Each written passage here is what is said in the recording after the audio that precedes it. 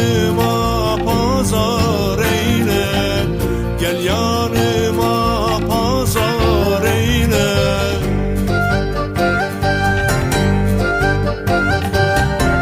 Yüce Hakan sefere gitmiş, Bilge Hatun 9 doğurmuş. 9 oğlan 5 yaşına gelmiş, 9'u birden kılıç kuşanmış.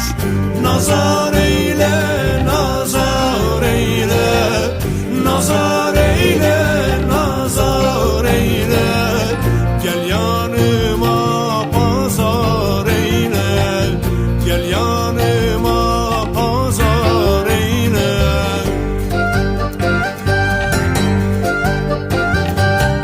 Sırma saçlı 40 güzel gelmiş, Levent